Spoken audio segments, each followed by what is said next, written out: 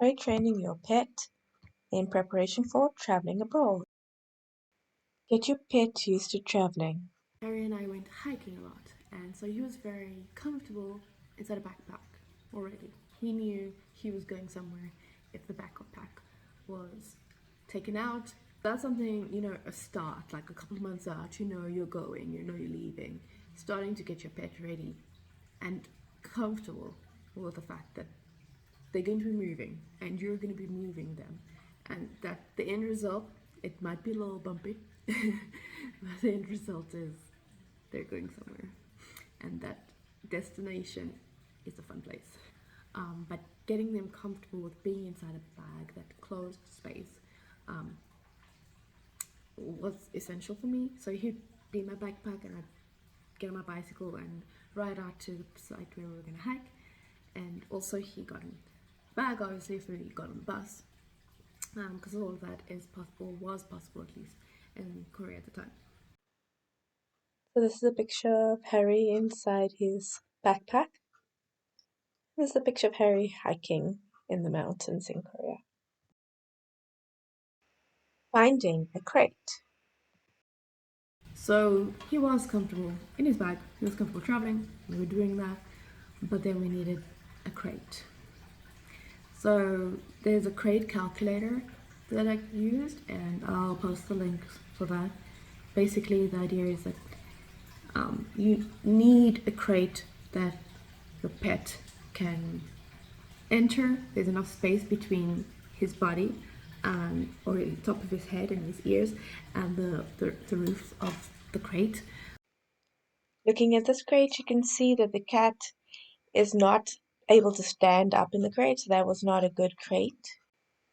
And in this crate, you can see he can stand up, and there's quite a bit of space above his head. Here's what you'll need to find out the measurements for your perfect crate. Your pet, a tape measure, and paper and a pencil. Write down A, B, C, and D on the piece of paper. You'll be jotting down the measurements that you take with the tape measure on this piece of paper. Google pet IATA crate calculator. I did use pettravel.com.hk. So this is an IATA crate calculator for your pets.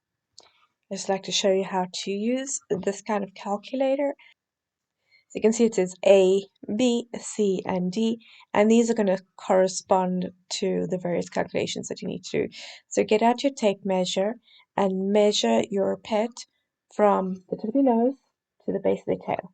That's for A. And you're going to fill in a number over there.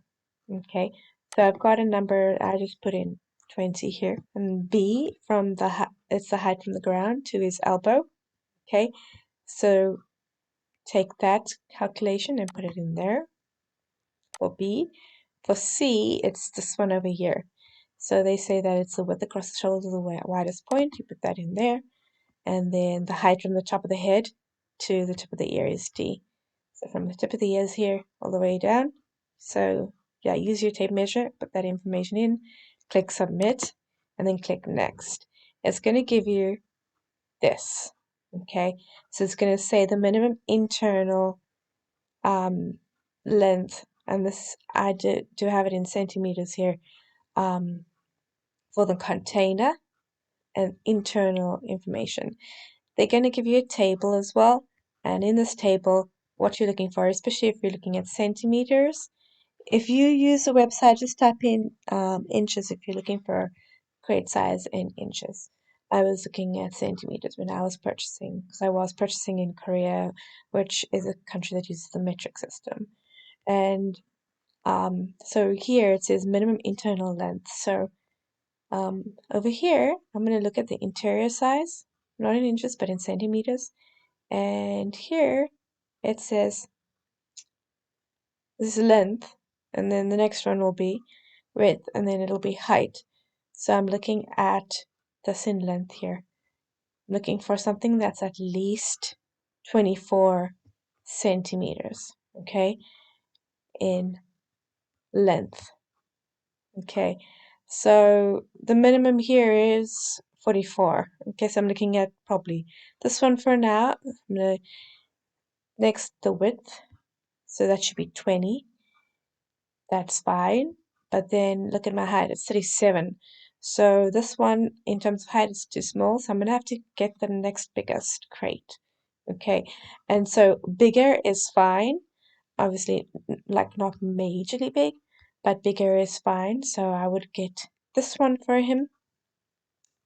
And just make sure that your pet's weight is also considered, because that it should fall within that range as well. The perfect crate should allow He is able to turn around in the crate. Harry in his new crate and turning around. Ordering the crate online. So the way we ordered that crate is I went online. I went onto Gmarket in Korea and I bought a crate from Sky Kennel. I'd looked on Amazon as well, but I wanted to get the crate a little bit much more quickly than I could from the US. It came from the US, so I ordered it within Korea, the same brand that I could order in the US. Make sure that it also meets the requirements for airlines. They usually do say that it does. Setting up your crate and getting your pet used to the crate. This is how you would set up your crate. You would put a bowl for food and attach that to the wire door of the crate. You do get attachable bowls that do that. You should have water for your cat in there as well.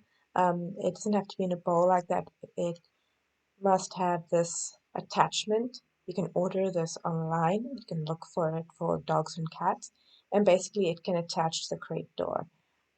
I could put any water bottle there. You have the pet's ID there, and you can put your pet's ID. I'll put links for those. There are labels to put on the crate, like stickers, and I'll put a link for the stickers as well. And also I just put a pee pad in there underneath a plastic grid that came inside the crate. Sometimes the plastic grid doesn't come inside the crate, so I would look for a grid kind of mesh to put on top of the pee pad, so that when they're in there, they can basically be separated from their pee. I had it set up like this a while before the trip so that Harry could get used to it. Next, it's time to crate train your pet. You need to teach your pet how to drink from the water bottle, from the little part, the little straw that goes into their crate. You've got to ensure he eats from the bowl prior to the trip so that he knows that, you know, this is the place I eat my food from. I know to eat from here. I'm not going to starve to death because I'm like, I don't eat that stuff in that bowl. Because I've never eaten it from it before. So he get your pet used to eating from the bowl in the crate to some extent. It doesn't have to be all the time, but yeah, to some extent. Play with toys around the crate so that the crate is a fun place. We played with cat toys into the crate, out of the crate, on top of the crate, around the crate. And the crate is just in a place in my room where he could, if he wanted to, he could go in there. I actually put like the cat scratcher stuff in there, like at the cardboard that he could scratch at. I put that in there because I wanted him to feel like he could scratch in there. And of course for traveling I took that out. But he knew he could scratch in there and make it his own, because I guess, it's his territory and they scratch to show that this is their territory. So he played with toys and he got used to the fact that this is a safe place. I'm comfortable in here. This is my home to some extent. I didn't leave him in there. He didn't spend his nights in there or anything. It's just the fact that he was aware that this is his space. It's his. He owns it. I placed treats for him inside there sometimes so he could go and find them. And he was like, ooh, surprise. So yeah, he got comfortable with being inside his crate and he was ready for his journey. Other than, journeys to the vet, I took him on a journey when I took like a weekend vacation in his crate so that he could know, okay, fine, crate means vacation. Pro tip: fill the food bowl each day prior to the trip. Harry inside his crate after playing with me. These are some other things that you can do on this website. So if you scroll all the way to the bottom after the table there for the crate dimensions, you can find out a little bit more about IATA approved crate standards, requirements. You can see how to measure your pet's crate. They also have the actual calculator. So if you don't use the online website calculator, there's actually a formula that you can use. So they've got that information. And they just have other advice for your pet. So it's useful to read up some more information on this website. I hope you have a lot of fun preparing for the trip with your cat. I know it's stressful, but I would say, do as much research as you can and don't freak out. Stay calm and relax because your pet feels what you feel. And if you're prepared, you will be ready for that trip.